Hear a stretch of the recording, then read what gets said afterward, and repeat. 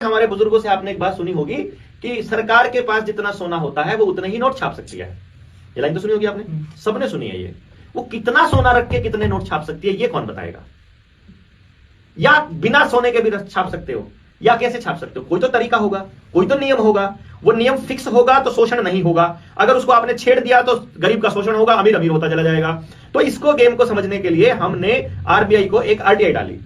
RTI में हमने पूछा वैध रुपए का कौन सा दस्तावेज है, कौन से रुपए को आप लीगल मनी कहते हो, किसको असली कहते हो, किसको नकली कहते हो, हमको एक बार बता दो। पैमाना क्या है असली और नकली कहने का?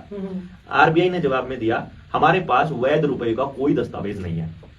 अगर इसको लीगल भाषा में जाना जाए और अगर इसको कोर्ट में रख दिया जाए, यही एकमात्र लाइन जिसकी सर्टिफाइड कॉपी अपने पास हमारे पास है, सिर्फ ये एक लाइन काफी है कि रिजर्व बैंक ने अभी तक जितने नोट चला रखे हैं सारे फर्जी हैं। सिर्फ एक लाइन। अब वो कह रहा है मेरे पास लीगल मनी का कोई डॉक्यूमेंट नहीं है, तो लीगल मनी फिर कैसे आप ये लीगल टेंडर कह रहे हो आप इसको? फिर आपने वो रखी सुप्रीम कोर्ट में? अभी भी जा रहे हैं। 24 तारीख को जब पेरेंटिंग का सेमिनार जो दिल्ली में है, वहां पर इस किताब का भी विमोचन है जिसमें सारे सबूत दिए हुए हैं। आरबीआई का गवर्नर का एफिडेविट उन्होंने बदला हुआ है जो कि क्राइम है। उन्होंने आरबीआई ने आरबीआई के गवर्नर का एफिडेविट बदला। एफिडेविट कौन सा? ये जो लिखा हुआ है ना, मैं धारक को 10 रुपए अदा करने का वचन देता हूं। अभी आपके नोट पर हिंदी और अंग्रेजी दोनों भाषाओं में आता है। I promise to pay the bearer the sum of rupees this.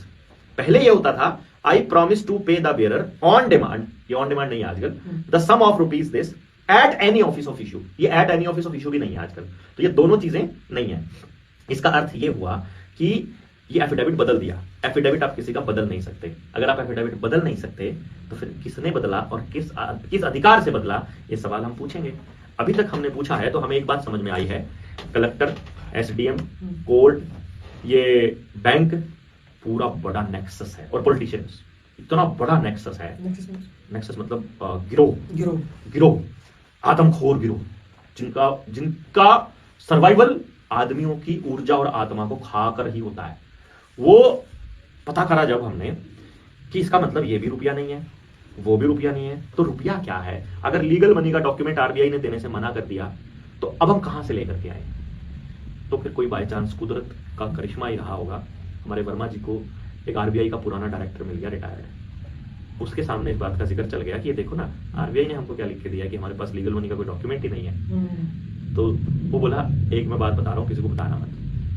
उस कमरे में, उस अलमारी में, इस शेल्फ में एक डॉक्यूमेंट रखा है, वो ले आओ। वो है लीगल मनी का डॉक्यूमेंट। वो हम ले आए, हाँ, और सर्टिफाइड करवा के ले आए, उनसे साइन करवा के ले आए कि हाँ ये हमने दिया है। और उसमें लिखा हुआ है 15 रुपए की एक मोहर। ये रुपए का मानक है। समझा नहीं इसको? जैसे किलोग्राम किसी भी चीज के वजन को मापने का मापक है, मीटर किसी भी दूरी को मापने का मापक है, सेकंड या मिनट समय को मापने का मापक है, ऐसे ही इकाई है, ऐसे ही किसी भी वस्तु के मूल्य की मापक रुपया है। और जब भी कोई मापक होता है, इकाई होती है, वो किसी स्टैंडर्ड या मानक पे होती है। तो रुपए का मानक क्या है? रुपए का मानक है 15 रुपया बराबर एक मोहर। ये मानक है। और मोहर में होता है 11 ग्राम 664 मिलीग्राम शुद्ध सोना, 24 कैरेट। तो 15 रुपए की जो वैल्यू है भारत में, लीगल 15 रुपए जो भारत सरकार के, जो मैं कमाता हूं दिन रात मेहनत करके, उन 15 रुपए की कीमत है 1 तोला शुद्ध सोना। इसका मतलब जब 1 रुपए की कीमत चेक की जाती है तो 11.664 को 15 से जब भाग देते हैं तो बनता है 777 मिलीग्राम शुद्ध सोना। 1 रुपए की कीमत है, 1 रुपए का स्टैंडर्ड है। ऑफिशियल डॉक्यूमेंट हमारे पास है।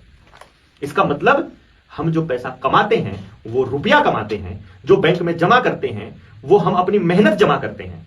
हमको जो मिलता है वो बैंक नोट मिलता है। और उस बैंक नोट में 777 मिलीग्राम सोना लेने जाओ तो 6300 रुपए के बैंक नोट बराबर 777 मिलीग्राम सोना है। यानी जैसे मैंने चांदी के सिक्के के जमा कराने और निकलवाने में 1000 गुना की लूट बताई थी, आपके असली धन को लेकर के आपको नकली धन दे देना, जैसे कि डिजिट दे देना, ट्रांसफर कर देना, डिजिट हो गया ट्रांसफर, ये धन दे देना आपकी 6300 गुना की लूट है। जब भी आपका पैसा बैंक से घूम कर आएगा तो नकली होकर आएगा। असली धन को वो खींचते रहते हैं, नकली धन आपको देते रहते हैं। तो फिर वो क्या कर रहे हैं उस धन का? जमा, स्टोरेज, ऊर्जा है भाई। ऊर्जा का क्या करते हो आप?